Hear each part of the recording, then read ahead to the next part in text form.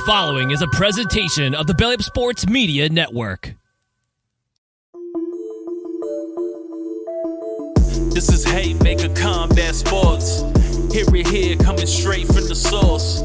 Only with the real, they ain't here to dress it up. Sweet science, MMA, you can get it all from us. Trust, 5 stars cause it's live. And through the fight game, we can guide ya. Slick talking, putting them in caution. Passing all the goals cause the audio is awesome.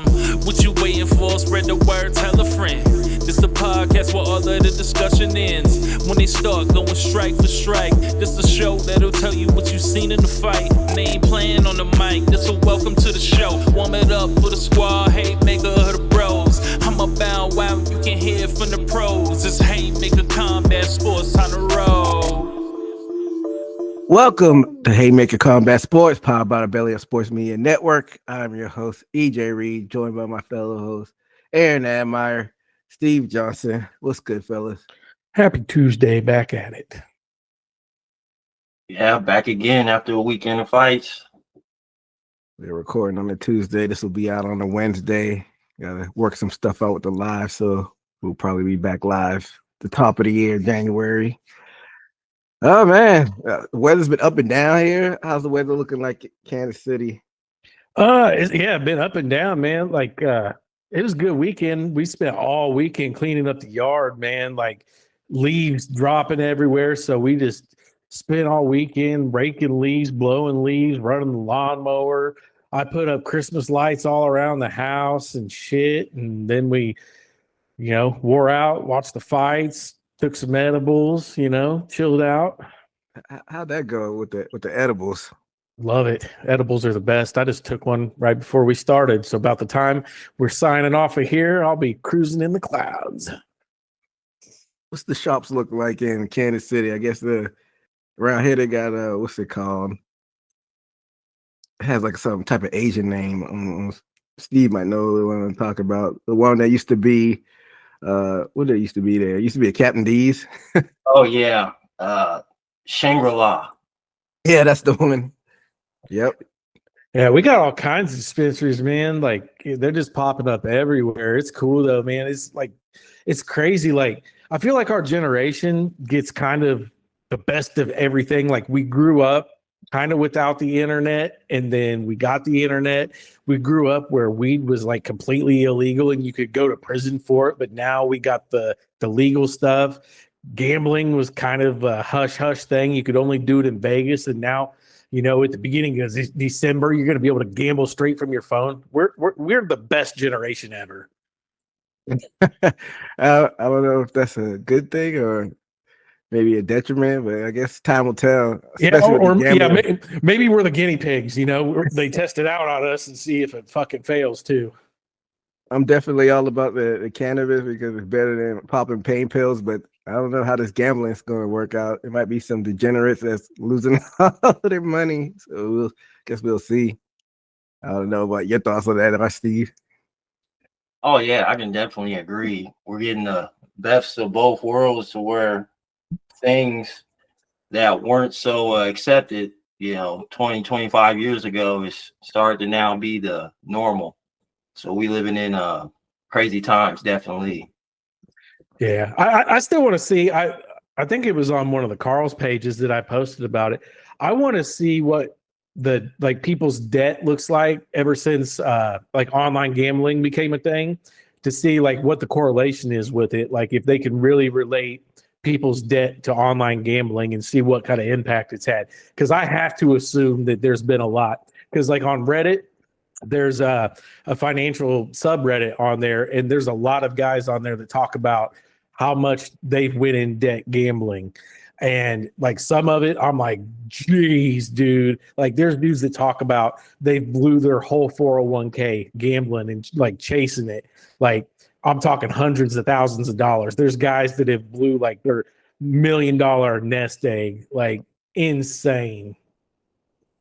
I know you talked about that on a previous show, but I know some of them are probably real, but it's probably some trolls on there just making up shit just to get attention. Some people are attracted to attention. You'll be surprised, but I'm sure a lot of those stories are real on that Reddit feed. But I don't know, man. it's like hard to put yourself in other people's shoes sometimes. But I like it's not a physical addiction, but I could, I could definitely see people just can't, like you said, they can't stop chasing the dragon and like, all right, the next one's gonna be the big hit. But I've never had like an addictive personality like that, so I know when to stop. Like when the pandemic wasn't fully over, I went through this thing. It was like 2022. I mean, probably 2021 because it started winding down in 2022, where I was getting on like the offshore gambling site, and I wouldn't go crazy with it. I never put bets like over $100 on it, but like I was doing it on a semi-regular basis during that football season. I would try to like do parlays with football and MMA, and like I don't think I hit on any of them. And so I'm like, after the football season, I'm like, all right, I gotta chill. And I hadn't really dipped my toes in it since. I don't know if you've dipped your toes, Admire. No, the last bets that I put in was UFC 300, and I lost my ass that night because like I started out with like a 7-fight parlay that I thought was going to hit, and then like the first fight fucked it up. So then I put in a 6-fight that like I just kept every fight fucked it up for me. So I just kept putting it in, and then I just had to give up by the end of the night. It was just done. So I haven't really bet since then, but I like to gamble a lot, but it's not like an addiction thing. I like doing I like betting small and doing like a big parlay. So when it does become legal here, I'll probably do like $5 fucking 10 teamers. I want to do shit like that. I want to bet $5 and turn it into $1,000 by just getting lucky and hitting a 10 teamer. So, the fights coming up after it's legal, I'll be doing that. I'll be throwing down $5 or $10 on 5 or 6 fights all at once just to try to get lucky. But, I'm not going to be strategically trying to bet hundreds of dollars on certain things. Like, I'm not going to lose my ass like that. Yeah, so it's going to bring in a lot of money for the state. Like what they do with that money, who knows? They say it's supposed to be like for education and all of that, but knows where that money is really going. Right. Yeah. It's going in somebody's fucking pocket. It's going into the lawmakers that helped get it legalized. Yeah, most likely. Well, not most likely, probably definitely. But it is what it is. It's going to be interesting once they go live. What, December 1st, I think you're going live? December 1st. Yeah. I mean, it's all over my Instagram, Facebook, TikTok. I mean, it's advertised everywhere. December 1st, it's live. I even got one in the mail the other day. Like, damn, they're really trying to go after you. Yeah, from FanDuel. Like, hey, we're live December 1st. How they know? Like, how they assume that you'll be into that? I don't know, man. They just know. Pretty presumptuous of them, but yeah, it's gonna be interesting. They even got commercials where Kevin Hart, like specific Missouri, he's like, Missouri, we're going live. Kevin Hart's goofy ass. They're really putting a lot behind this. Last November, was Missouri the only state that vote yes for it? I know it's been like slowly trickling for state by state each year. I don't know if any other states I'm not sure. I know there's a lot of states that already had it because I mean, like if I open up FanDuel, it tells me that I'm in a state that doesn't have it, but it says, there's like 13 other states that do have it. Like Kansas, I'm on the border right here. I could drive 2 minutes across the bridge and go put in bets if I wanted to. Wait, Kansas has a sports betting? When did they do that? Yep. They got it a couple years ago. How come they did voted yes on that, but they still don't have recreational marijuana over there? It's a weird state over there, man. Like they completely against weed, but they like the gambling. I don't know. But there are a lot of like Native American reserves over there in Kansas. Yeah. They got a bunch of the reservations over there with the casinos and shit. Maybe that's what like influenced them to go live with the sports betting. But who knows? Like I said, it's going to be interesting once they go live in December. But as far as my weekend goes, I was over in Columbia, South Carolina for a conference. I got to see some of my family and, nothing too crazy though. And then flew back here Sunday. And so I completely missed the fights. And like I had to get up. My plane took off at like 5:20 a.m. So I was at a hotel and I was like, should I stay up and watch these fights on my phone? and possibly stay up until 1 and then have to wake up like at 2. I'm like, nah, it's not even worth it. So I just took my ass to bed and just watched them the next night. And like I was just gonna watch the main card, and then Admire, you text me and asked if I watched it in general. I'm like, nah, I just watched the main card. So I'm like, well, I might as well watch the prelims. So I watched the prelims, and after I watched that, I'm like, let me take a peek at the early prelims. I didn't watch the early prelims in the entirety, but I watched the finishes in their entirety, and it was a few decisions that I kind of skimmed through. So that was my weekend. Did you watch the fights live, Admire? Yeah. I tuned in right in the middle of the prelims at the Blanchfield fight, and then watched it live from there. And it's a late night every time, man. It seems like they get close to midnight every time. That's crazy because it's even an hour later on the East Coast. But I know, Steve, you said your full attention wasn't on the fight, but did you watch any of it live? Yeah, I did. Yeah. It's about the same area, Wellmaker / Blanchfield fight on up. Was watching it. The first 2 fights didn't full attention until I got to the so to speak, which was it? The Roman Kopylov and Rodriguez went full attention. Yeah, they were in MSG. It's the Mecca Arenas, and yeah, it was interesting nights of fights. So let's get into it. In the early prelims, we had Mateus Camilo in the lightweight division defeating Vichov Borisov by unanimous decision. In the middleweight division, we had Sangar Susakayev defeating Aaron Mikakino by KO. And then in the strawweight division, we had Fatima Klein defeating Angela Hill by unanimous decision. Featherweight, Pat Sabatini defeating Kepe Mariscal. And then the captains went off. Kyle Dukakis defeating Gerald Mershot by Bravo choke. I know you said you didn't get to watch the early prelims. I don't know if you went back and watched some of them, Steve, but what caught my eye was the Dukakis and the Mershot. I didn't realize how lanky Kyle Dukakis was, and he dropped them. I think he dropped them with a right hand before he choked them out, but it's not like he just grabbed them. He dropped them and choked them out. I don't know if you saw that on the highlights, Steve. I did, yeah. What were your thoughts on that? I know that, and I think he had a fight with somebody that I remember, but I also know he was he has a brother named Dawkins, went for a heavyweight run. He did. I think they even talked about that.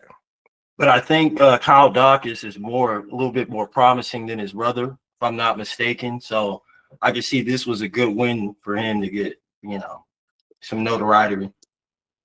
And then Angela Hill, the 40-year-old veteran, another loss. Like, what is she fighting for at this point, Admire? I mean, she's a vet of the game. I mean, I talk about her every time. She's one of my favorite fighters. And then, sorry to cut you off. I also mentioned this. I didn't realize she was ranked. She's still ranked somehow. She's like 13, but go ahead. Yeah, I mean, she's ranked. She's up there. She's a vet. I mean, we definitely got to give her the gatekeeper status with that record, 18-16. But I mean, she'll do this. She'll go on a couple losses, then she'll throw in a win. Go on a couple losses. I mean, she's just completely back and forth every time. Like, if you look at her record, it's loss, win, loss, win. Like, it's just back and forth. So, usually it's that magic number of 3 losses that get you cut. And she's had 3 losses in a row one time. And, she always seems to pull out of it when she gets 2. So, I mean, I guarantee you, if you give her one more fight, she's going to pull out of it. So, I mean, you can't really get rid of her. She has her place there. I mean, she's good. I think the age is going to be the thing that stops her. Like you said, she's 40. So, I mean, I think she'll keep fighting as long as they'll let her. Well, that brings my next question. You think they give her another fight in the UFC? Yeah, for sure. I mean, it's not like she's just getting starched. I mean, she puts up a good fight every single time. I mean, the last time she got finished was like 5 fights ago by submission. Other than that, the last finish before that was like 10 fights ago. Like she, so everything's been a decision for her. So she's putting up good fights. So no reason to cut her. Always entertaining. I think that is a perfect spot for her, right in the prelims, right in the pocket there, right in the middle of the prelims. What do you think, Steve? You think they give her another fight in the UFC? Yeah, because I think she's a tough fighter, veteran. She actually tests these up and newcomers. She's not getting starts. And for her credit, not a lot of women can take or men can take those last shots she did at the end of the fight, that head kick to the dome. So she has a very good chin, but I just feel like her tool shed has every tool, but none of them are heavy duty or strong. Like nothing of her stands out to get above on the top of these rankings. So I think she's just a cruising journeyman, somebody to give a good fight at this point. Yeah, she's what, and like the rest of it is, they would call a good hand. She's just like a gatekeeper. She's there if you need her in a pinch, like am I saying the prelims, just to draw a few eyes on the TV, priming up for the fight. If she's not getting finished, so I don't know what her health is, and if she feels good, like I said, keep going. But the UFC brass, they're kind of hard to predict, so I wouldn't be surprised if she was in the next round of cuts, but I also wouldn't be surprised if they're like, all right, you always step up for fights, so we'll keep you around. But what was it? Sam Alvey, how many fights did he lose in a row before he got cut? Like 8, something crazy. So that's exactly what I was thinking of when I was thinking of her. If Sam Alvey can stay in, then she definitely can. Smiling Sam Alvey. And what a guy. Well, yeah. I want, like, if they keep giving her fights and she looks competitive, like I'm not mad at it, but it just seems like some fighters get a longer leash than others. But yeah, and they've already updated the rankings. She's number 14. I don't think they're going to cut somebody that they got ranked still. You know what I mean? Oh, they definitely not. But who knows what goes into their rankings though? But speaking of rankings, the girl that beat her, is she ranked now? She has to be. Yeah, they moved her up number 12. Yeah, so she's a young girl from New York, so we'll see what happens with that, especially with the implications of flyweight fight that happened that we'll be talking about, the title match. But Steve, did you see at least the highlights of the Susakayev when he knocked out Eric Mikonico? Refresh my memory. So, they always do the backstories. Eric, he was a former football player. He got a late start. I think they said he didn't get hired by the UFC until he was 35. They said he has like 8 kids.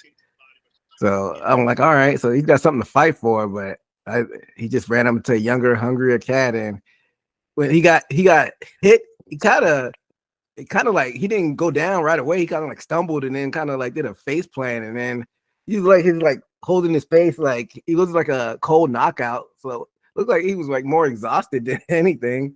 Mm-hmm. I don't know. I'm not sure if you're watching it right now. Am I? Yeah, he kind of like stumbles or slips and face plants and then just kind of lays there. He held his face and then rolled over and he's like looking like he was kind of tired. It was a legit knockout, but like I said, it wasn't like he wasn't cold, unconscious. It was weird. Yeah, it's definitely a different kind of knockout. It's a solid hit. He rocks him hard, but it just looks kind of different. Yeah, you see those kind of knockouts from time to time, but yeah, it's a weird one. But yeah, other than that, nothing too notable from that those early prelims. So let's jump into the other prelims, the main prelims. Featherweight division, we had Ethan Ewing defeating Malcolm Wellmaker by unanimous decision. Women's flyweight, we had Aaron Blanchfield defeating Tracy Cortez by submission, RNC, rear naked choke. Middleweight division, we had Gregory Rodriguez defeating Roman Kopylov by unanimous decision. And to cap this one off, we had Amir's boy Bo Nickel in the middleweight division, defeating Rodolfo Vieira by KO. And of course, we're gonna get into that further. But Amir, did you watch any of the prelims? Yeah. Blanchfield was a good fight. I mean, she, just looked real good. I mean, Cortez didn't look too bad. Just Blanchfield just kind of seemed to be one step ahead everywhere they went. The Kopylov Rodriguez fight was pretty good.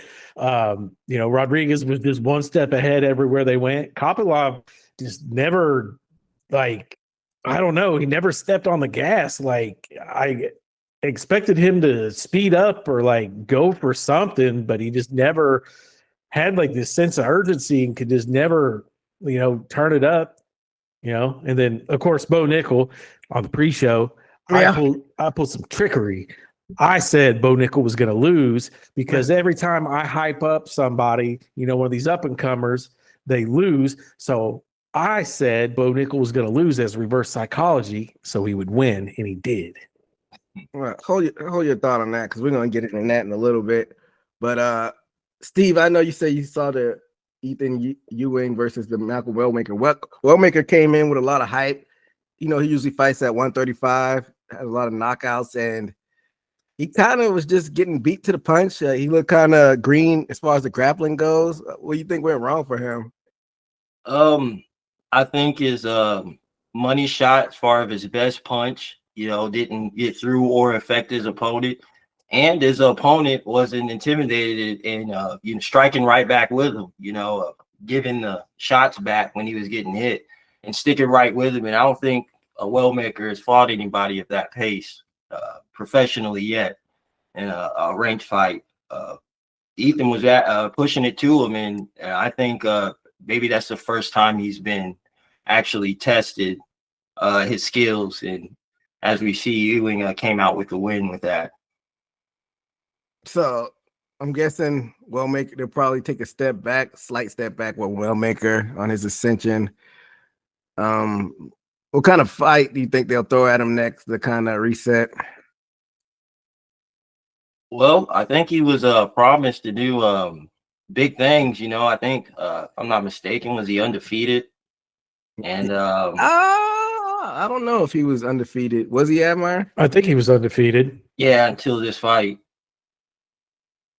But his promise was he was knocking him out by KOs. But then again, the people that I've seen him fighting is not too much known people. So just to be stopped at this unranked fighter showed that, if he gets any higher, he'll probably get starched. So I think he needs some work as far as maybe more fights before he gets in that ranking position. Yeah, he's still young. I want to say he's less than 30 years old. So, go back to the drawing board with his team. What I do think is he fights out of Augusta, Georgia.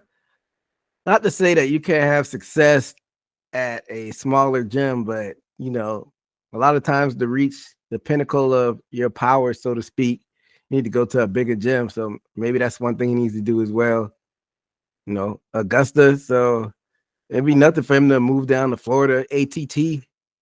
That's one of the top gyms, but I don't know his circumstances as far as family. I don't know if he has obligations in Georgia, but we've seen with, people like Ronda Rousey, you got to get out of your bubble and start training with some of those killers on a regular basis, because fine and dandy, but Steve that still works at the auto shop part is not going to help you sharpen your tools. So we'll see what he does moving forward. But moving on to the Tracy Cortez we you touched on earlier in Aaron Blanchfield. I don't know. I mean, Tracy Cortez, we know, sometimes it's not all about what you do in the cage. Of course, she's got a big following outside of the cage. So, I don't know how good Tracy Cortez is really. What's your assessment on her, Admire? Yeah, I mean, I think a lot of it is, like you just said, she has a big following outside of the cage, but it's not like she's horrible. This was only her second loss in the UFC. So, not horrible, but it is like one of the second time she took a real big step up in competition. She lost to Rose, and she now lost to Blanchfield. So I don't know if she's really meant for the high level, but she brings a lot of eyes. So I think that's why the UFC was trying to give her the push, but I think they're going to have to realize that she doesn't have the skills to be up at the top there. She didn't do horrible. I mean, she lasted, long enough, and but she got put away. Like I said, Blanchfield was just a step ahead.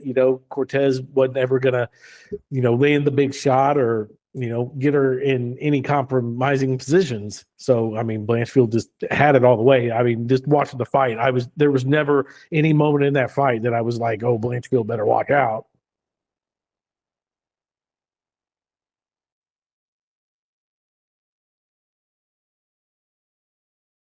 My bad. Yeah, sound went out. That's me. That was me accidentally hit mute. But I said, what do you think her ceiling is, Steve? As far as Blanche or Cortez, Cortez, yeah. I think her skill set is only good enough to mingle in between the 5 and 10 rankings. I've seen her past fights, and she's got a few good wins, but the ones that sort of mattered, I don't think she rose above to the occasion.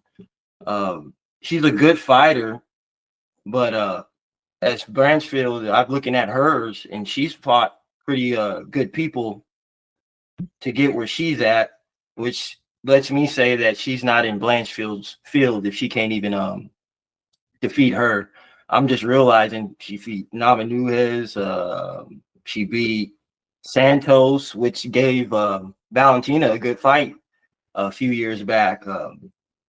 So I think she only mingles in between 10 and 5 as far as her skill set. And I don't think she'll get above any. I think the other girls are too skilled for her. On the flip side of things, what do you think about Blanchfield, Admire, and her trajectory? I mean, I think she's got a pretty high ceiling. What is she ranked right now? I don't know, but another note is this was a rematch. I didn't realize her and Cortez faced each other in Invicta. This was in your neck of the woods in KC in 2019. She lost that fight though, so she got her revenge. Oh, really? Yeah, that's a long time ago. I didn't even see that. Cool. So it was a rematch. I think that Blanchfield has a lot going for her. She's ranked number 4 up there. I think, one more fight. I think her next fight should be a contender match, really. Being up there at number 4 with everybody that's kind of mixed it up there at flyweight. Why not? Give her a contenders match. What do you think about Blanchfield, Steve? I think she's came to a good level of asking for good competition. And not only that, she took out somebody that's being promoted as far as even outside of the ring, which is I've seen Cortez in beer commercials now. And so it's good that she's took that star power, and I think she's able to step in the domain of, the top 3. Her only losses, like I said, Tracy Cortez and then Manon Fiore. Fiore is a former title contender. And what'd you say her rank was, Admire? Blanchfield's at number 4, and that's her last loss. So I mean, it doesn't really make sense to match them up. So maybe Natalia Silva against Blanchfield next if she doesn't have anything lined up. Yeah, I wouldn't mind that. What about did they ever not set the matchup with her and Macy Barber? Because remember they were supposed to fight and Barber dropped out 15 minutes before the fight. It was crazy, something that I never seen before. I feel like they need to set that back up. Oh yeah, UFC 323 coming up in Didn't December. Barber get off a win late? Her last one. Yeah, they got Macy Barber and Corinne Silva lined up for UFC 323 December 6th. So they are locked up. So if Barber wins, then I say put that match back on. You know, everybody Corinne think Silva ranked number 9. Mm-hmm. Macy Barber number 5. So that still leaves Natalia Silva open, I think, for Blanchfield. Oh yeah. Let me see if Natalia Silva has anything booked. I don't. Silva. I feel like Silva. We just saw Silva fight recently. In May, she fought Grasso. That's not that recent. She beat her. I thought it was more recent. I guess not. Wow. Yeah. Book that. She hadn't fought in a while. You still have to give. I don't like it. Blanchfield. You have to give Blanchfield some time off though. But I think because, like you said, Barber's fighting next month. I feel like you need to rebook that match. Especially they were talking crap. I remember Blanchfield was like, "This is so unprofessional." Before she even know what like the reason was. I can't remember why she had to drop. I think it was a weight cutting reason or something of that nature. What a lot of people don't realize is a lot of time when it's that time of the month, it's hard for a woman to cut weight. So I don't know if that played into a factor. But yeah, man, yeah, we'll see. I know Blanchfield has a lot of upside. I was like, it's like a 100% sure shot that she's going to be champion, but you never know with these type of things. She's still young. I think she's born in 99, so she's only 26, and Shevchenko's got to slow down eventually. So I think I probably would pencil her to be a champion in the next 3 years or so at the latest. So we'll see.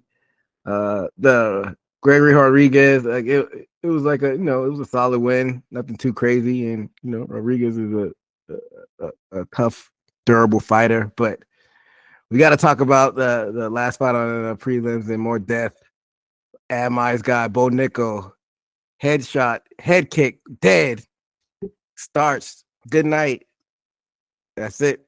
I know you were talking about you try to do reverse psychology. We all know that for some reason you're not a big Bo Nickel fan. So when you did see him just completely starts this dude night, had to give him a couple of NyQuil in there. What were your thoughts, Admire? No, I'm a Bo Nickel fan. I've been high on him since he came in.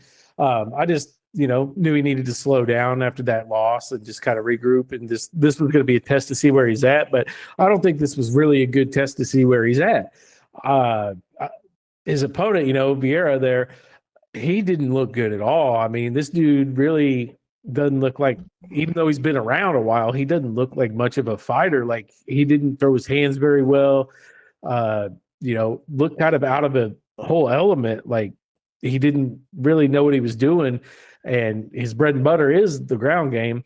Bo Nickel, he needs a lot of work on a stand-up, though, still. He drops his hands a lot. Any good boxer probably would have caught Bo Nickel with a lot of good shots. He drops his hands. He jumps in a lot with his hands down. He doesn't follow up a lot of his shots, so he's just lucky he was going against a lower level fighter. Not saying it was a bad knockout. I mean, it was cool to watch, head kick knockout, but I mean, I don't know if you noticed or if you've seen any of the comments online, but it was a pretty slow kick. I mean, it wasn't like it was a fast out of nowhere Anderson Silva fucking karate kick. It was a pretty slow telegraphed kick, that a lot of higher ranked experienced fighters probably would have seen coming and would have got that hand up there. So, I mean, it's good for Bo Nickel. It's going to give him some confidence and stuff, but I still think that he's not ready for like top tier fights. You say you're a Bo Nickel fan. I can't tell. No, I'm a fan. I'm a fan, but I got to be realistic about it. I'm not gonna just because I'm a fan doesn't mean I think that he's the best and he's the greatest. I can be a fan of somebody that's still working their way up because I mean, you got to be realistic about the expectations. And if you rush somebody, you know, we talked about it before. If you rush somebody and give them the Sage Northcutt treatment, they're just going to keep losing to people that, you know, aren't really ranked, and they lose that shine and get exposed early. And, you know, you got to just get rid of them. So, I mean, they just got to keep giving him these types of fights and let him build up and keep polishing his tools. I mean, if you want, throw him to somebody that's ranked, but I mean, it's just not going to be a good look. How do you know that though? From watching him, I think from my observation of watching him, like I said, his stand-up isn't that great. He drops his hands a lot. He leaves himself open when he jumps in. Just a lot of stuff that he does. I could see a veteran, somebody with some good experience, really taking advantage of them, you know, kind of, I'll say, rookie mistakes that he makes, because realistically, he's still a rookie in the game. You know who else dropped their hands a lot? Anderson Silva. It worked until it didn't work when he just, I guess, kind of got older. Roy Jones Jr. He dropped his hands a lot. Yeah, but they earned the right to do that. They worked their way up to do that. This is a guy that's dropping his hands not on purpose. This is a guy that's dropping his hands out of inexperience. I don't know. I was just messing with you earlier about the criticism. Of course, it's good to be objective, but I think I have slightly different criticisms. But before I get into that, what's your thoughts on the Bo Nickel experience, Steve? Well, I think this was a good fight for him. Obviously, he was comfortable in there.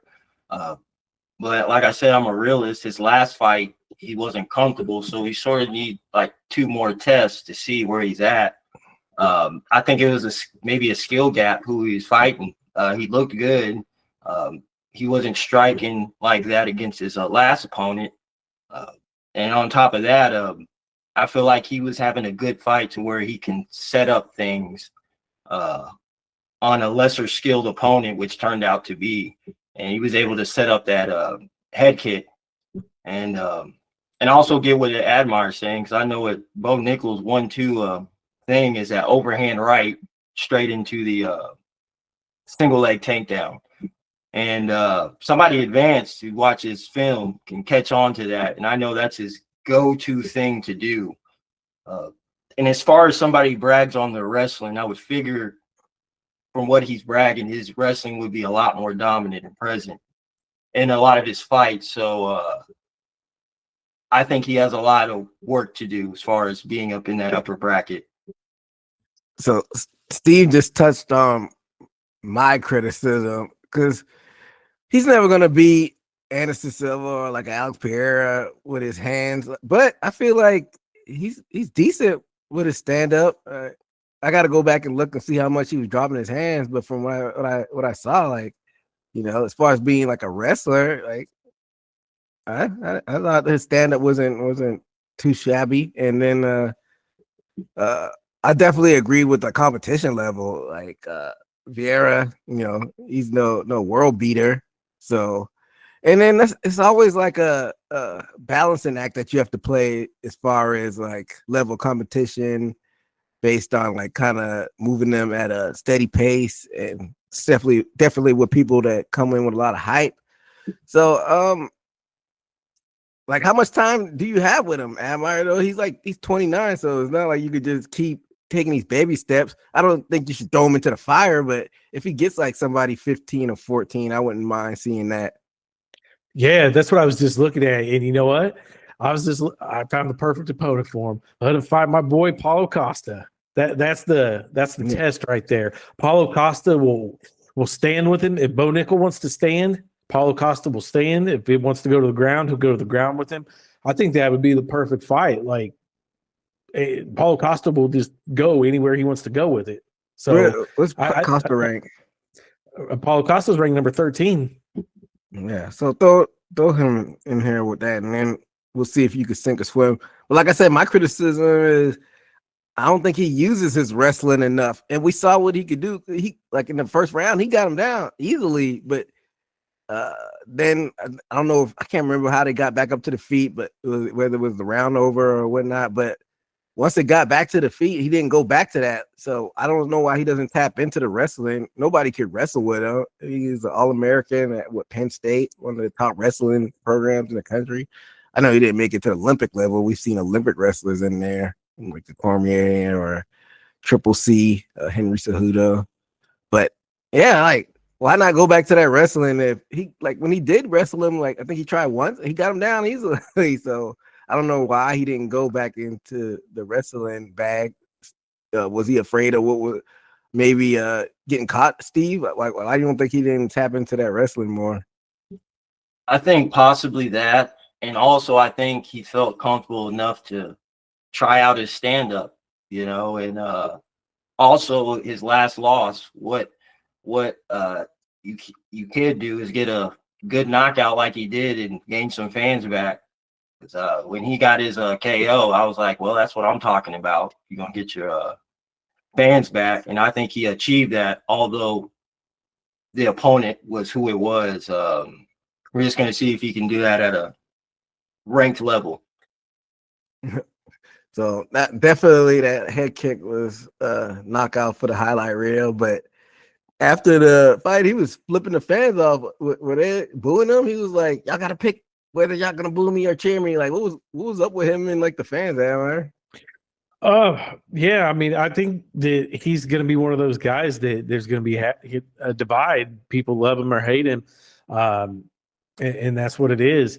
And, what kind of like what you just asked, Steve, I think the reason he didn't go back to his wrestling, and I think he's talked about it before, is he doesn't want people to think that he has to rely on his wrestling to win a fight. I think that he wants to show that he has other skills. He can, win by other methods. He doesn't just have to lay on somebody or take them down to win.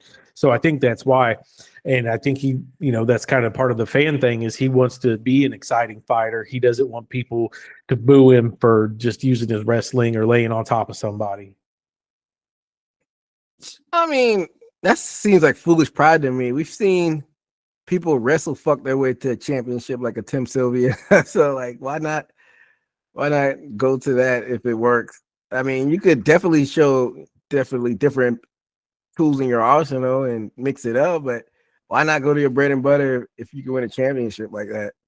Yeah, especially if you're unranked and still trying to like really make a name for yourself. You want to get that win, any way possible just to get up there and then, do whatever, but make your presence known. Yeah. If I'm his coaches, I hope he doesn't have yes men as coaches. I can't remember where he trains at. I think he actually might train at a big gym, if I'm not mistaken. Let me double check. I thought he did too. I don't want to say it's Albuquerque. I don't think he trains at Albuquerque. I can't remember where he trains. I want to say it's a big gym now. America Top Team. That's in Florida. So that is a big gym. They know what they're talking about. So if I'm Dan Lambert, I would advise him to stick to his bread and butter.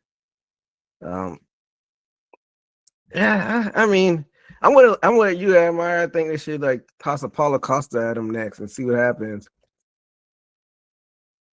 Like, why not? Yeah. And then if he wins, then top 10 and progress him like that. I mean, it's a slightly different time. I think it was more in the modern era, but Brock Lesnar got a title shot his second fight. So we've seen athletes from other sports go in there and kind of get hot shotted. So I think it's a balancing act, not maybe quite on the trajectory of Brock Lesnar. We know heavyweight is up and down with the talent pool, but yeah, top 15 and then see what he does from there. But I'm not mad at it. If this is age, like, because if he were at 25, I'm like, all right, we could keep, not throwing cans at him, but throw like unranked fighters at him. But he's 29, about to be 30. So, it's time to, ramp it up. We've seen other people come from different sports. Alex Pereira came in and, was winning fights right away. Even though he's more so in the kickboxing world. And, I guess it's different strokes for different folks. But we'll see what happens with Bo Nickel in the future. But let's get into the main card, fellas. In the catch weight, 157. So who missed weight? Benoit Saint Denis defeated Beneil Dariush by KO. Who missed weight? Dariush came in, I think it was 2.5 pounds over. Really? So for some reason I thought it was Saint Denis. I did not get to watch any of the pre-fight stuff. So I just heard when it was announced as a catch weight, I found out like right before the fight was happening. So it was Dariush that missed weight. What was his excuse, Admire? If you got to see any? I didn't look into the excuse. Yeah, I put it in the chat with you Friday morning. Yeah, 2.5 pounds. It's unprofessional. So I had been Saint Denis and Admire and Steve had Dariush, and Dariush, he came out aggressive. He should if he had all that weight on him, and then he threw that leg kick that made Saint Denis stumble, but he got a little bit too aggressive and overextended and ran right into that overhand left, and it was good night, Irene. What are your thoughts on this one, Admire? Yeah, man, that was a quick one. I mean, big Dariush fan, but didn't get to see any of them. I mean, I don't know, man. I think that something might have happened taking that loss to Charles Oliveira. You know, Dariush was on a run, and now he's on a couple fight skid, missing weight, getting knocked out like that. You know, he contested the knockout, but you could see that he was clearly out cold, like out. So, I mean, good stoppage, nothing to argue. St. Denis, you know, shout out to him. I mean, he did what he was supposed to do.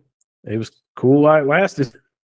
Awesome way to open a fight card. I mean, I don't think the UFC could want any more than that, you know, to get people excited about the upcoming fights. I mean, that's how you open a card.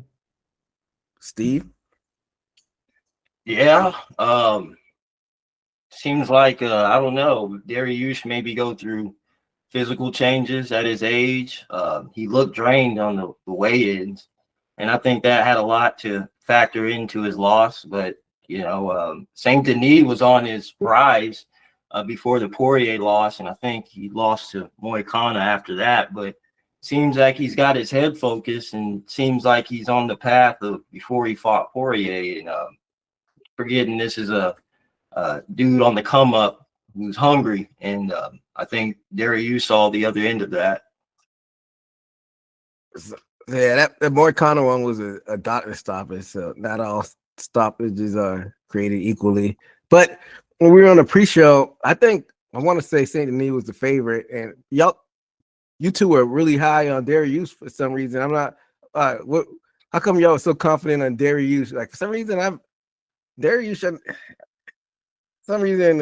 nothing pops out on the page to me with Dariush. So I was like surprised how confident y'all were in this guy. Well, I mean, if you look at Dariush's record, I mean, he went on like a really long win streak, and then him and Charles Oliveira was a title contender match. So, I mean, Dariush was top of the line, and he beat Gamrot, Tony Ferguson. Like he was the man up there. It was just up to him and Charles Oliveira who was going to, you know, fight for the title next. So it's not like he's a can or anything. And then he's not a can, but that's when the Armin Saryukin lost. I'm like, all right.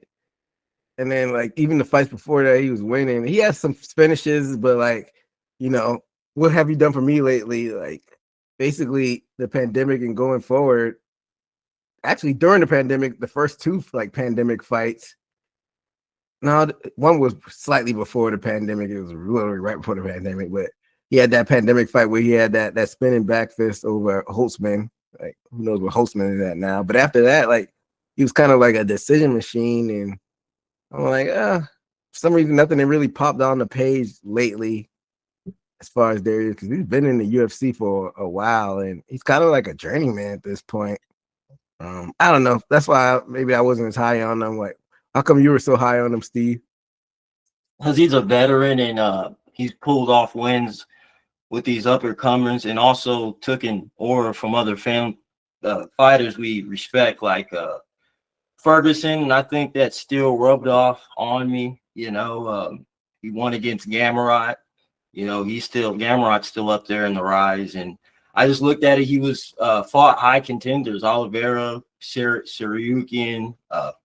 You know, those are losses from good opponents, and then the doctor stoppage. So I felt like Denis was still a novice compared to Dariush, but obviously we see Saint Denis got a good win against Dariush.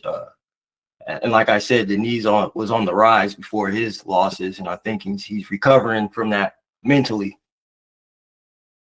So I was pretty high on Saint Denis before the Poirier win, and Poirier is, you know, former interim champion, so you can't knock him for that. The Moicano, that was a battle, and like I said, it was a doctor stoppage, so it's not like he gave up. You know, when you have a big cut, you know, you can't.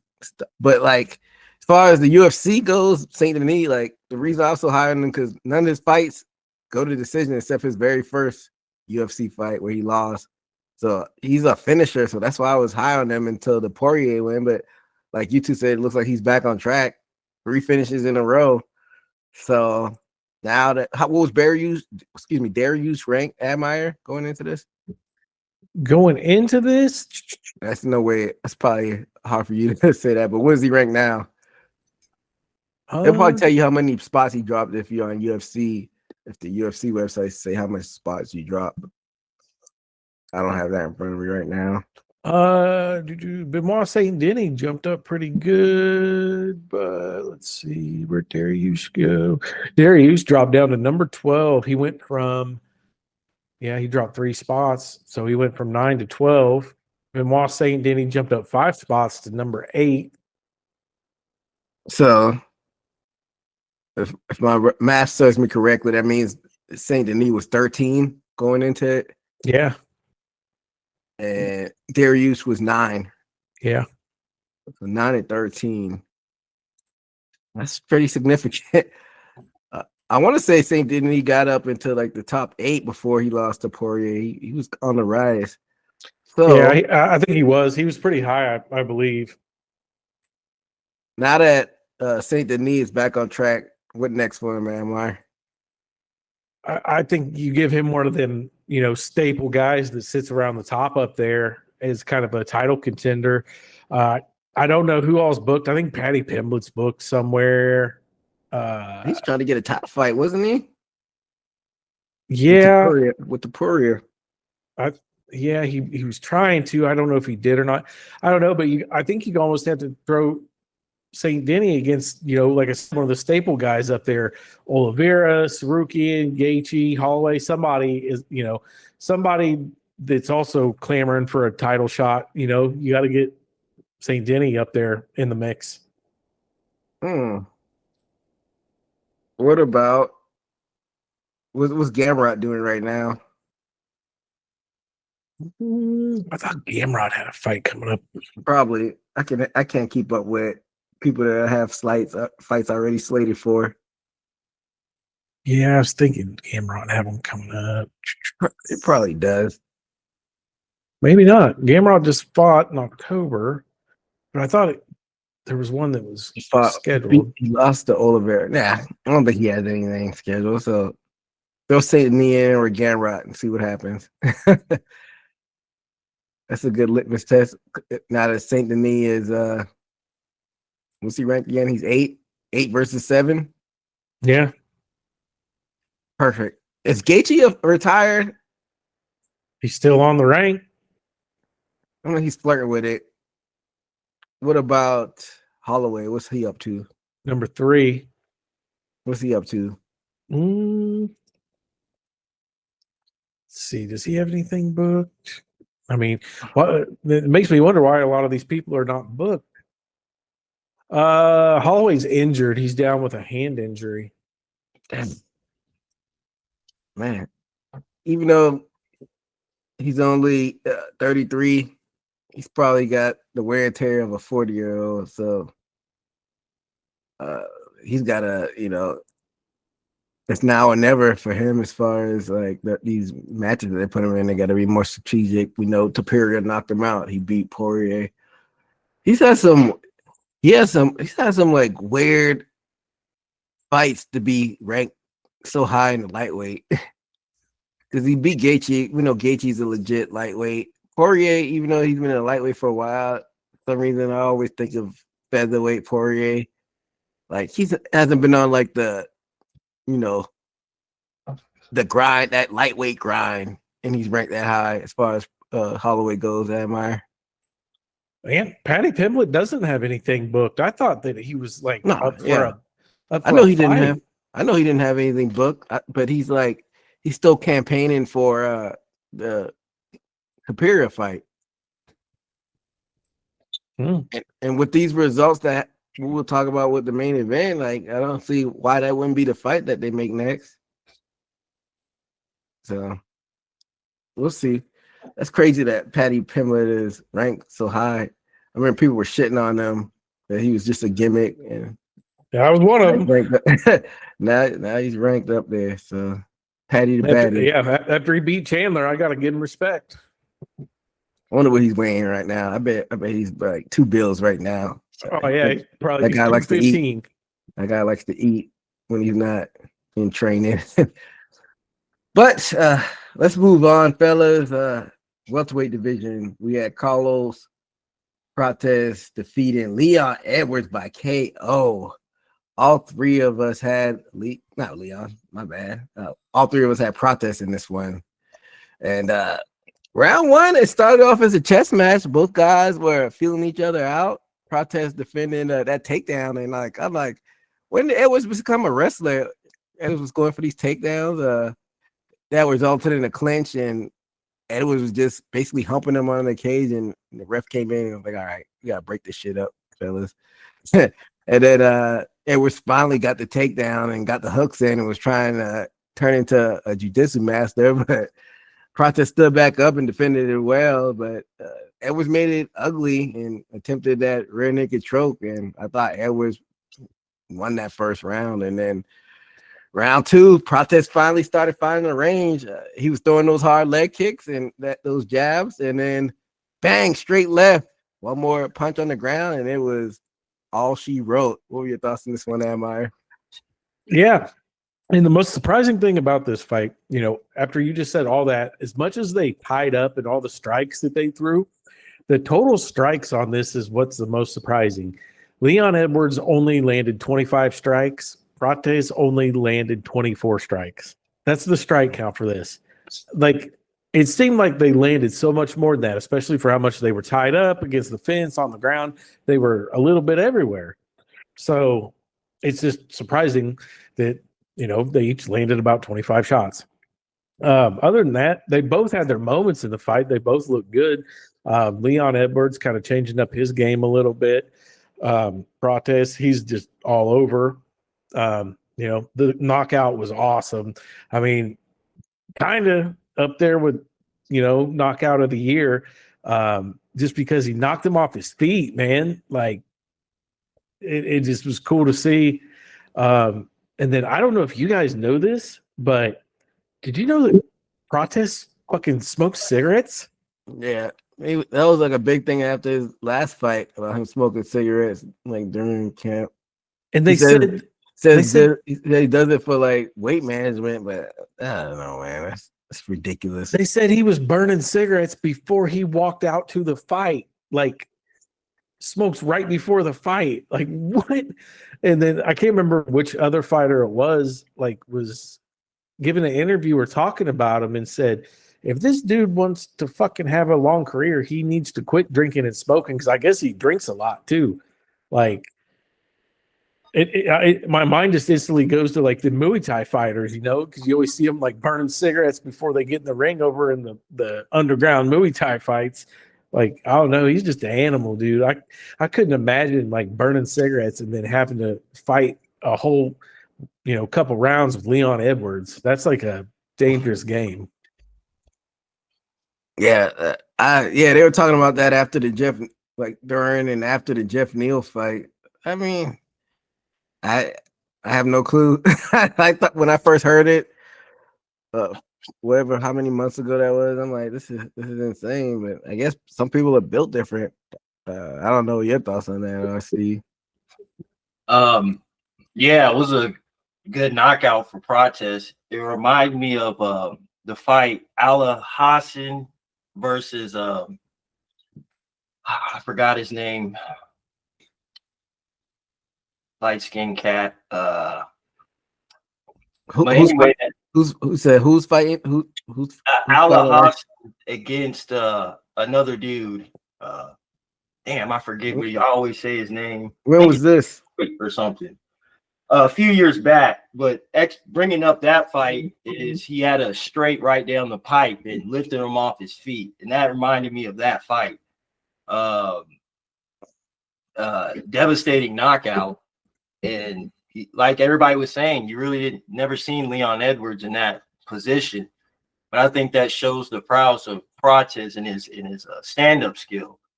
It seemed that Edwards had a good game plan, tried to work his grappling on him. But who knows, maybe if he felt that exerted a lot of energy, or seemed like Protez was talking to him too. So maybe he was challenged, to stand up and got him out of his game.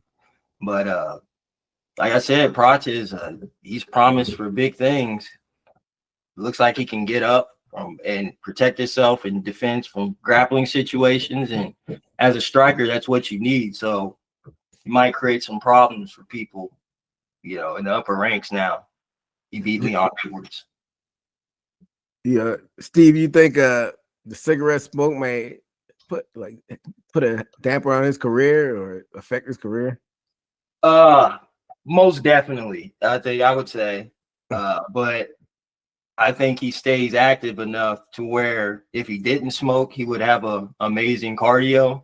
I think he's one of those people that have amazing cardio, and he smokes and still able to even out as far as his cardio. And it's almost like those what if situations if he didn't smoke, or the what if John Jones, if he took seriously how devastating he would be. So that's what I think about Protez. I think it definitely takes some from the stem of the tank, but it looks like he can handle himself and breathe pretty good up in there. I mean, he's 33. He's relatively young, but I don't know, when he starts pushing 40, he might have to calm down on that. I mean, like I said, genetics aren't built the same, so maybe he could get away with it. He lost the Ian Gary, but besides that, he's been pretty stellar as far as record goes. Was Sean Brady ranked, or how high was he ranked? You want to know who? Sean Brady. Sean Brady? Number 2. Sean Brady was number 2? In welterweight, yep. That's crazy. I didn't realize he was ranked so high. Yeah, he was. Shit. And now Protez is 5, so what do you think's next for Protez, Admire? Well, that's what I was just looking. I was trying to see if Shavkat had a fight coming up at all, because that'd be a pretty cool fight. Kind of style-wise, that'd be a good fight. Sorry to interrupt, but when you said Shavkat, I know there were rumors about him not fighting again that Steve was telling me about, but I couldn't confirm those. So is Shavkat completely dedicated to the MMA game right now? I don't know if there was anything that came up with that. I couldn't find anything. I don't know if you heard more about that, Steve. Yeah, I've heard one story, but it's more that I listen into other people talk about Shavkat still in the mix. I don't think it's official that he's taking a back pedal from MMA. So I think he's still up in there as far as the talks of contention. Am you trying to get Protez killed? I think if he went to Shavkat, it would be a long day for him. Even though we did see Shavkat's mortal, like he didn't dominate Ian Gary like I thought he would, but I don't know. Styles make fights, so I don't know. That would be intriguing to see whose style prevailed in that fight. But has Protez faced Morales? Morales jumped up a good bit. Morales went from 8 to 3. No, they haven't fought. I mean, that would be another one. Yeah, we'll talk about Morales in a little bit.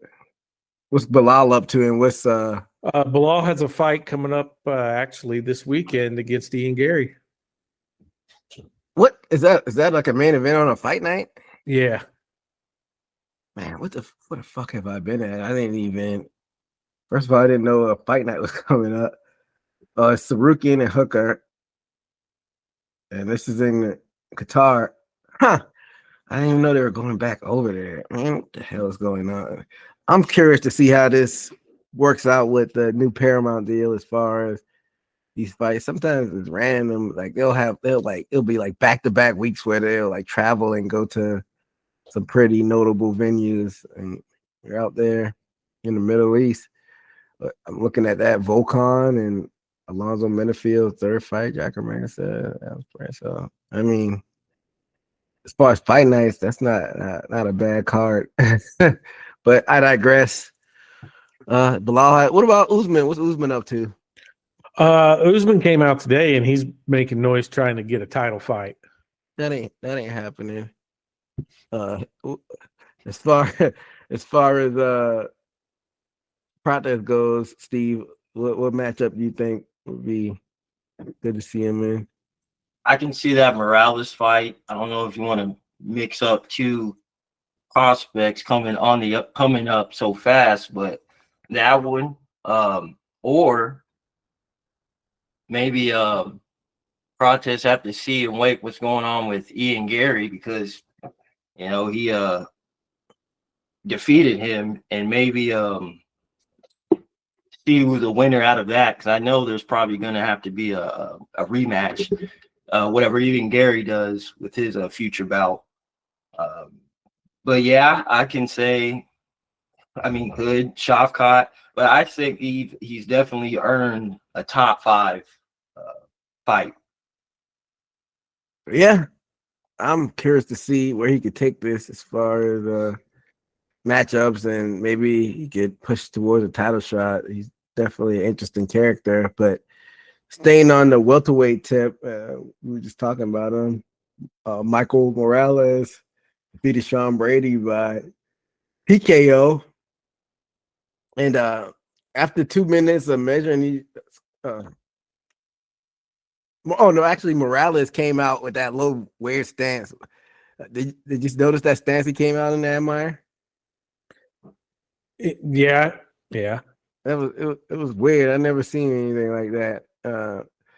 But about 2 minutes into that, he came in with those flurries and hurt Brady, and Brady tried to answer back with those counter shots and made it competitive. But then Morales' power took over, and he caught Brady with that overhand right and followed up with that uppercut, ground and pound, and that was it. What were your overall thoughts on that one, though, Amar? Yeah, Morales, he looks huge for a welterweight. He built really big for that. I don't remember what the odds were with this fight, but I'm gonna guess Sean Brady was maybe the favorite going in. I don't know. All I seen after this fight was a lot of people on TikTok and on X, Twitter, whatever, that this is the fight that broke their parlay. Like, a lot of people guessed all the fights right except for this one. A lot of people had Sean Brady winning this fight. So I don't know if the odds were on him or what people. So, sorry to interrupt, but all three of us picked Morales on this one. So I don't know. Yeah, I don't know. Or I don't know if it was just good odds paying on Brady or what, but I seen a lot of people saying that Brady was the one that busted their parlay up. So I don't know. Brady didn't look bad. Morales just looked really big and really fast. And like you said, that overhand right was awesome. And then he followed up with a giant uppercut. I mean, I don't think there's really any welterweight that could have took that uppercut and walked out of it. I mean, it was beautiful. So good shit. Steve? Yeah, I believe Morales had a good game plan. You mentioned his stance. And I believe that he had a low stance. I noticed that he pushed his hips outward every time Brady would go for his legs. And I mean, that worked out for him. Wasn't in position to, get taken advantage of in the grappling aspect. and executed a plan of striking, which, you know, we all know that was his expertise over Brady, and got the job done. I mean, from that performance, we know Sean Brady's a good fighter, but it almost looked like Sean Brady didn't belong at number 2, fighting a number 8 ranked fighter, you know, and losing that way. But maybe that's what talent we have of Morales. Yeah, and also I don't want to retread on matchups and whatnot because we said a good one would be Prates and Morales. So if they do make that matchup, you think it would be like a title eliminator? Am I don't think it'll be a title eliminator because I think you probably, well, maybe because I don't think Shavkat, I don't think they would give him the title shot. I don't think they want Muhammad getting back up there to a title shot. I think if Gary wins this weekend, I think they want Gary fighting for the title just because he's got a little marketability. But then other than that, anybody else up there, I don't see it. So yeah, I think Morales and Prates, you have to make a title contender just to have a backup plan, because I assume Muhammad and Gary is a title, you know, contention fight. So they'll end up fighting Makhachev, I have to assume. So yeah, you might as well make Morales and Prates the next title contender. Yeah, that makes sense. Go ahead and book that UFC. Definitely wouldn't be mad at that one. But let's get into the co-main event in this one, fellas. Women's flyweight, we had Valentina Shevchenko, your champion, defeating Zhang Weili by unanimous decision. Me and Steve had Shevchenko in this one, and Admire had Weili. I mean, the tail of this fight is just grappling. I think Shevchenko took Weili down in all 5 rounds. The only round that she was like stood up for most of the round was the round 4, when she was ripping those kicks, especially to the midsection, and then she did get a takedown at the end of that round. But for the most part, it was just, you know, out grappling from Valentina to Weili. She looked like the bigger fighter, and Weili really didn't have anything for her. What are your thoughts on this one, Am? Yeah, like you said, I mean, it was complete domination. Like, I've never seen Weili just really get fucking ragdolled like this. But I think, you know, being controlled like that, I think a lot of it had to do with the size. You could just tell that there was a size advantage all the way around. Just Valentina's body was bigger, her frame was bigger, the height, the reach, like all around, just everything. You could just tell Valentina was so much bigger than Weili, and Weili just could not handle it. So I mean, that's all it was. It was kind of like, you know, when Bigfoot Silva beat fucking Fedor. Like, the only reason it happened is because the dude was just so big and there's nothing that he could do. So, you know, Weili, I heard, and I think it shows on the rankings, she's already going back down. Like, I think that was easy to see that she doesn't belong up there. She's too little for that division.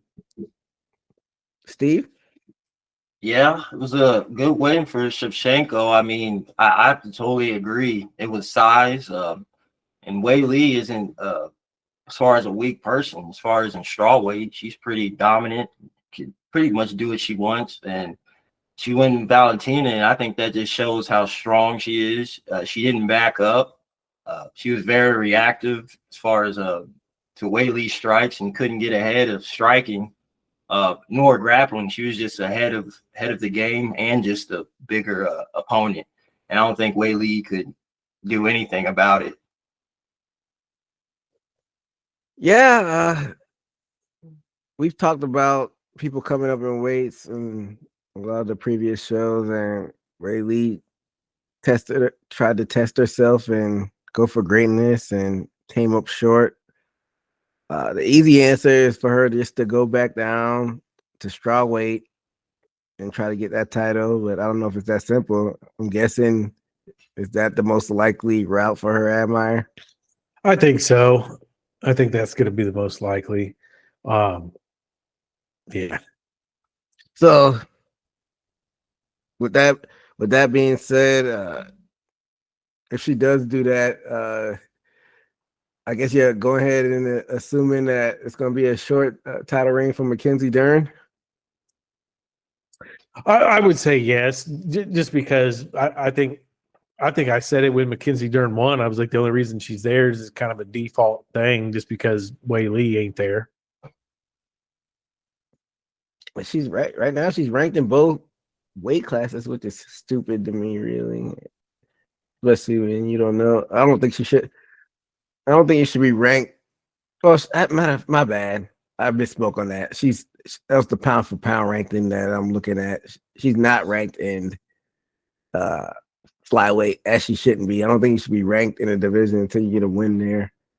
But she's still number 3 pound for pound in the world.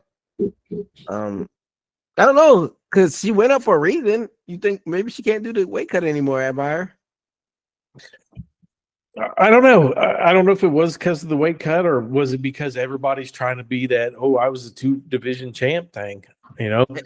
But her vacating the title is telling me that she just didn't want to probably be a champ. How old is Wei Lee?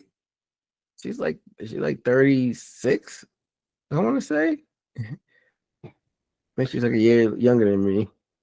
Yeah, 36. So, yeah, maybe with the age, maybe she didn't like that weight cut, but maybe she realized this weekend that, hey, maybe that weight cut's worth it, not to, have to go against these girls that are a lot bigger.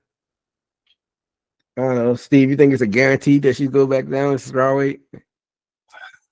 I mean, as far as that dominant win Valentina got, I mean, I don't see the point of still fighting in flyweight when you got a flyweight champion that just showed. I mean, you can't do anything. I don't know if she's just going to do fights until Valentina vacates or retires.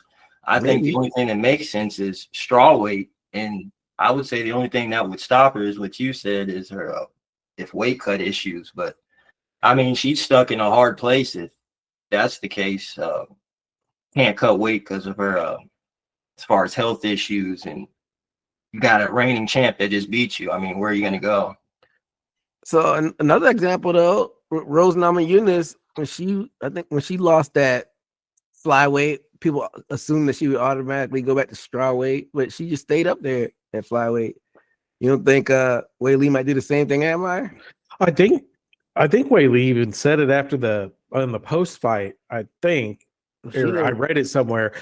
Either she said it or I read it somewhere that she is going back down somewhere. She wouldn't give an answer because Joe Rogan asked her like twice, and she like beat around the bush and didn't give like a definitive answer.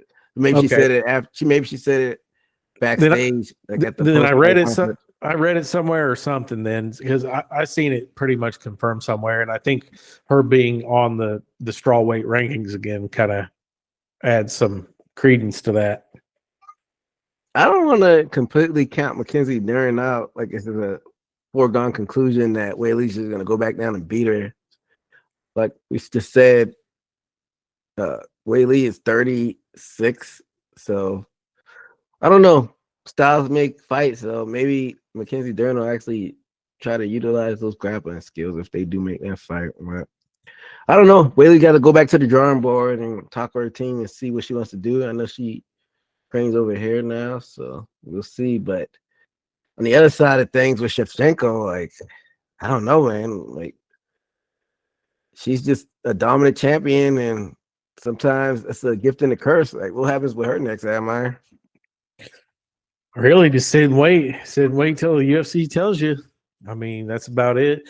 I don't think really there's anybody that she has to worry about. We kind of talked about Blanchfield, but even if Blanchfield makes it up there, I think, Shevchenko has an easy night. I just don't think there's anybody on her level that I can see yet that'll really do anything or give her problems. I mean, it's easy to say that, but we just saw her go into that trilogy with Grasso, and she lost one of those fights. So it's possible with the right rival that somebody just might have her number though, right? Am I? I mean, anything can happen for sure, but I mean, just just outside looking in, I think she's good for now. I mean, she can just cruise for a couple years. Anybody they put in front of her, I think she's good. So you think it's most likely going to be the Blanchfield? I think so. I think so. Just because everybody else up there's already kind of had their chance, except for Natalia Silva, but I don't see anything on the schedule for her. What about, well, Barbara has a fight. Why not dust off the bat signal and throw Rose in there? Good. I think that would be interesting. What do you think, Steve? That could be possible. I know there was talks of possibly seeing what so-called Harrison and a Nunes, seeing how that's going to turn out. I say absolutely not. I'm tired of these damn super fights and people going up. Nunes beat her twice, Shevchenko twice. And if Harrison does beat Nunes, and I know Styles make fights, but I don't think that would fare well for Shevchenko. I don't know what this fascination with people wanting to see these crossover division fights. I guess it's something for them to do, but we just saw what happened with her and Whaley. We just literally just watched it. Where were you seeing this at, Steve? I think maybe I can't remember if she was actually speaking of it or just possibilities. Especially if she gets through this next fight, which is Blanchfield. I think that's the only option. Well, the cream always rises to the top. I feel like even if she goes to Blanchfield, it'll be somebody else that, arises out of that flyweight division. I just don't want to see her face anybody at bantamweight that's the champion. If she goes up to bantamweight, I want to see her go up there permanently and have a couple fights before. I don't want to disrespect her. Maybe not a couple fights, but a top 5 fight before she fights for the title up there as far as Shevchenko goes. Time's undefeated, so she can't do this forever. And she's 37, so she keeps fighting, she'll eventually lose again. But as far as like the short-sighted view of things, I'm with Admire. Just looking at it on paper, like it's hard to see on paper who's gonna beat her, but I think somebody will catch her. But yeah, I think just book the Blanchfield fight, and we'll see what happens with that. But let's wrap this thing on up and talk about the main event, fellas. The welterweight division. We had your challenger Islam Makhachev defeating your champion Jack Della Maddalena by unanimous decision. Me and Admire had Islam, and Steve had Jack Della Maddalena. It was kind of similar to the one fight, just a grappling showcase, and Islam did what he wanted to do as far as the grappling goes, and JDM kind of looked like a fish out of water with the grappling, and he got tired towards the end of the fight. The one round that he showed some life was the third round. He landed some nice shots on the feet, but once Islam got that double leg, Islam was able to wrap that round up too, and dominant grappling win for Islam. And what were your thoughts on this one, Am? Yeah, complete domination. And you're right, it really did look like the women's fight. The card opened up, and I mean, it was just great finish, and then it slowed way down. I mean, I should have just bet my house that Islam was going to win. Yeah, I'd expect him to be champion for quite a while too. I mean, it's these Dagestani guys. Like, what are you going to do? There's no way you're going to out wrestle them. They're just going to take anybody down. Yeah, I mean, there's not much to say. I mean, Jack Della Maddalena he held in there. That's all you can say. He at least he didn't get subbed, but I mean, that's about it. He held on. Yeah. Steve? Yeah, I can agree that. I mean, that's the only accolade you can give him. He didn't get subbed. But saying that, I mean, that was my hopes of him not be able to get subbed and avoid that. Have his chances in the stand up, which, you know, Islam was totally dominant, found his takedowns and was able to smother him. So he did a good job, man. You thought give him chance based off of the Bilal performance, but this exposes that Islam is on a higher level when it comes to, you know, the wrestling and the so to speak, taking notes to, you know, try to beat somebody. Yeah, I mean, this was expected. Like some people were high on JDM going on this and like what if, but we've seen what Islam does at lightweight, and there was a good chance that translates up to welterweight. It's not like he was jumping up to like middleweight or light heavyweight. So, you know, I kind of expected this. Yeah, I mean, Admiral, I know you said like the action kind of slowed down when it came to the title fights, but for some reason I was pretty entertained by the title fights. You know, it didn't have any finishes, but both fighters with Valentina and Islam, even though they basically just did whatever they wanted to do in the grappling department. For some reason, like when the fight was actually going on, I'm like, at any moment they could probably sub both of their opponents. So that's why I was like pretty, you know, in like attentive and entertained, like actually watching the fights. Like, of course, like with fighter stand up, it's more action, but you know, I kind of get into the grappling sometimes. But it was a dominant win overall by Islam, and people were saying if he lost this fight, he'd probably go back down and maybe face Ilya, but he didn't.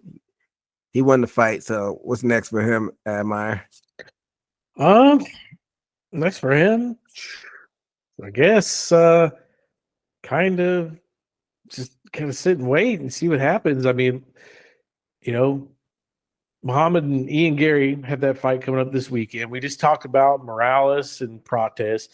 So just kind of let Islam hang out and just see what shakes around and who they want to match him up with. But I mean, there's really nobody up there with wrestling that can even touch Islam. So I mean, if his motivation's money, do the Taporia fight.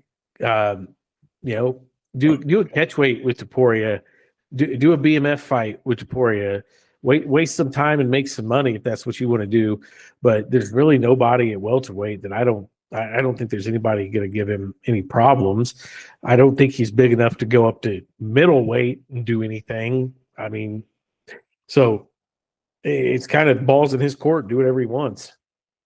So is that the fight that you think they're gonna make him and Taporia, or is that the fight that you want to see?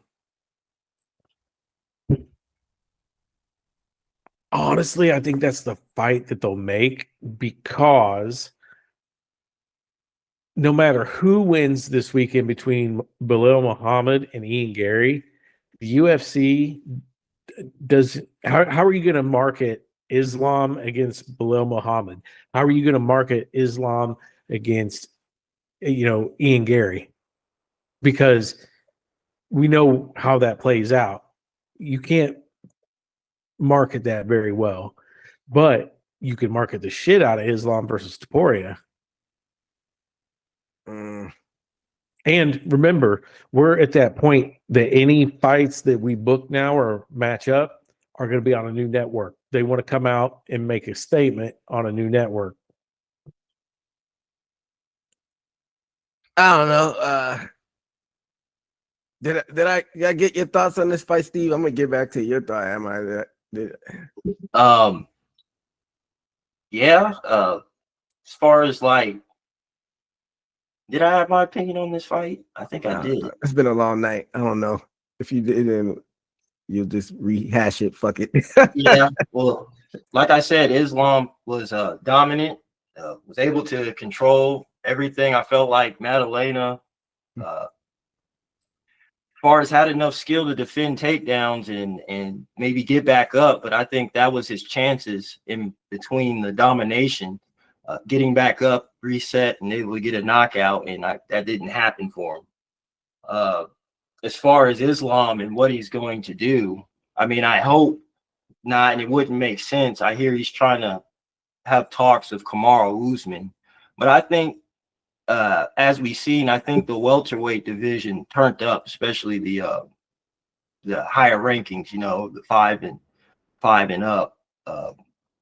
I think he has a lot of choices. Some makes more sense than others, but I definitely hope that, although Kamaru Usman is a good opponent, I mean, I don't feel like he's earned it for him to push for that. There's other people out there to prove your, your championship prowess. So that's my opinion on it. So going back to you saying you think that will be the fight that they make admire. I don't think they will do it, but who knows? And I don't want to see it. We talked about it earlier. I'm tired of these quote unquote super fights before the fighters actually start defending. But lack of options will do that. But I think they still do have a few options. Like, why not throw him and Shavkat in there? That's what I want to see. Yeah, that'd be a good fight. I'd like to watch that one for sure if they could make it happen. That's definitely probably that would be the best fight. I mean, that's the best matchup possible that would, have a chance. But like I said, marketability, Topuria, who's going to give Topuria a problem up there? Who's going to give Islam a problem? Nobody. So why not face both of them off? But then whoever loses that will be damaged goods. And I know once you go back down in your division and start winning again, that washes all the stink of that away. But I don't know. Paddy the Badly, like I said, in Topuria, like, you still got that. Topuria still got some matchups that, like, in a perfect world, I want to see you defend your title at least 3 times before you start fighting people in other divisions. I know circumstances don't dictate that all the time, but 2 at the very least before you start seeing you, like, either guys defending their belts. I don't want to see them face each other. And then Dana White said he's not gonna let Topuria fight at welterweight. I know you said you want to see that catchweight, but didn't he say that, Steve? Yeah, I think he wouldn't allow him. Yeah, so I agree with him. Don't allow him to do that. Like, fight some, but I don't know. We'll see. And then JDM, he's got to be like the least memorable champion at this point. Either him or what's your boy Sean Strickland. I don't think he had a defense like on the short list, and basically in recent memory. I'm sure if we go back in the lexicon, I mean not the lexicon, the Rolodex of UFC history, we could think of somebody in like the Chuck Liddell era that only held it shortly. But I don't know. I've never believed in him when he won the title. I know he won it off Bilal, and Bilal, that was a weird fight, but like, what do you think he goes from here now, Admire? Where did it end up moving on the rankings? I think he dropped a few spots. He dropped down to what? Oh, he didn't drop it. He just dropped 1 spot. He's still ranked number 1. Oh, okay. So just one of them. I mean, he's still going to be a decent draw, and I mean, he was champion for a reason. So you got to put his name up there, and all the ones that we've been mentioning. I mean, that's a good fight for, if they don't give Shavkat the title fight, they're another contender fight. You got a big traffic jam up there. We've already talked about it several times. The fight coming up this weekend, Prates, Morales, all kinds of fights ready to be matched up there. They better get some stuff signed, or they're going to have just a long hold. Yeah. So as far as your own preference, who would you like to see him fight, Admire? Even though it doesn't make the most sense, I think JDM against Usman. Ooh, that might be an interesting fight. I think matchup wise and stylistically, that'd be a fun fight to watch because I like the other fights we've talked about and matched them up because in my head they all make sense and would be good fights as well. Usman versus JDM sounds like it'd be a fun fight to watch. So JDM kind of got fast tracked. I know it's all about matchups. I don't know if Kevin Holland was ranked when he beat him. I'm sure Burns was, and of course Bilal was the champion. So it's like a lot of people in the top 15. He probably hasn't fought yet. So it's some options. What would be your preference, Steve? I can say either possibly one of the winners from these upcoming fights of welterweight, but Kamaru would seem good because it would justify Kamaru's actions to possibly challenge Islam, since Islam defeated him. That might, because it seems like that's what's in Islam's plan, hopefully, to fight Kamaru. So that would be a good plan and a good fight. Yeah. Amar, you said Usman was just trying to get a title shot, but he doesn't have anything on the book, does he? I don't think he does. Yeah, I can't remember which place, but he I think posted somewhere that he'd like a title shot. So I know Usman fought at middleweight and lost to your now champion Hamzat. Did he fight after that? And when I feel like he beat a black dude. it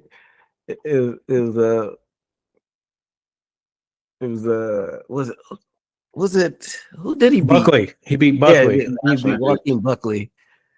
I always think of Buck. For some reason, I always think Buckley fights at middleweight, but he definitely fights at welterweight. So he beat Buckley, and he came off 2 losses before that, didn't he, Admire? 3.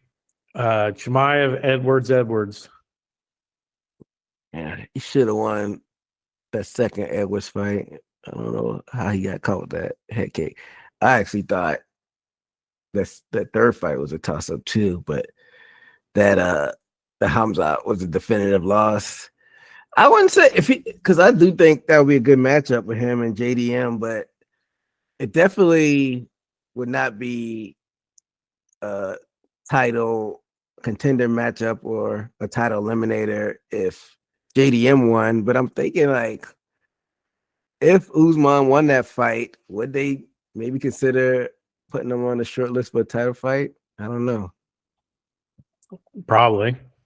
Either way, Yeah, they have. Either way, this is like the division. Like I said, for some reason with Valentino, I think it's more probable for her to run into somebody based on her age and the track record. But I just don't see anybody beating Islam. Kind of like Shavkat up there at middleweight. Like I don't know what you can do. And like Bilal, even though he lost, like he's like the only one that could maybe, go toe for toe with him with the wrestling department. All these other guys, like, I don't know. If maybe Usman 5 years ago could like counteract the wrestling, but I just don't see anybody touching him right now, which is a problem for the division. So I think we're coming to an age where a lot of dominant champions are coming to the forefront. So we'll have to keep an eye out on that. But coming to the end of the show, looking at the records, and maybe I should tap into this sports betting. I went 5 for 5 on the night. You and Steve both went 3 and 2, which puts us in an interesting situation going towards this last fight of the year. With me going 5 and 5, me and Admire are both 36 and 25, and Steve is 34 and 27. So he's not too far behind us. So we're coming down to a photo finish with this last card. It's going to be for all the marbles, Admire. See if you can take the title from me. Oh, damn. So, damn. So, yeah. If we pick the exact same fighters, then we tie. Yeah, we do. But I'm not just gonna let I'm not gonna let you pick all the same fighters. I'm gonna probably go back and forth to have somebody pick first one time and somebody pick second. But that would be interesting if we did pick all the same fighters. What a tiebreaker would be. Would come up with it with like a tiebreaker? So got some things to think about. That's in December, so we'll figure out. But we should pick the whole card that way. You know, if we pick the same guys on the main card, then we go down to the prelims. That the prelims would be the tiebreaker. You know, we go down and find a fight, go down each fight until we find one that we separate on. That is actually a good idea. So I might actually implement that. But this is coming down to the wire. This is why we do it. Where it be this close. So it's pretty fun that it's come down to the wire like this. But yeah, one more fight left in the year, which is crazy. We just flew by this year, and I guess that they finally booked Jake Paul and Anthony Joshua. Am I? Yeah, it's booked, man. I can't believe it. I have to think that it's finally a real fight. Like there's nothing like we've questioned every fight, you know. Jake Paul was a heavy favorite and beat Mike Tyson. Jake Paul was a heavy favorite and beat Mike Perry. Jake Paul was a heavy favorite and beat Julio Cesar Chavez Jr. But now against Anthony Joshua is a heavy favorite at minus 1,200, and Jake Paul is a underdog at plus 850. So the odds makers ain't playing that shit. Like the odds makers are all the way on Joshua. So any of that secret handshake and bullshit that was happening before is not happening in this fight. The odds makers have it legit. So I don't think you're going to see any shenanigans in this fight, man. I think Joshua is just going to go in there and just light him up. Now, on contrary to that, a couple other people have said, well, Joshua's chin's gone. This is probably his last fight because the agreement on the pay is it's a split purse right down the middle. So this is going to be one of Joshua's biggest paydays, and this will be his last fight, and he's going to retire. So maybe he would throw it all away. Yeah, this is what people have been waiting for, this fight to get made, and I get it. I don't follow Jake Paul offline, but apparently I guess he's an asshole in real life, and people don't like him. So if he does get knocked out, then what? Y'all got the trolls. I'm sure the trolls get their wishes, but I mean, you can't do that to him in real life. So at the end of the day, what does it matter? Of course, people are gonna clip it. It's gonna be memes. It's just gonna be funny, but unless you put a lot of money on it, then he gets knocked out. He gets knocked out.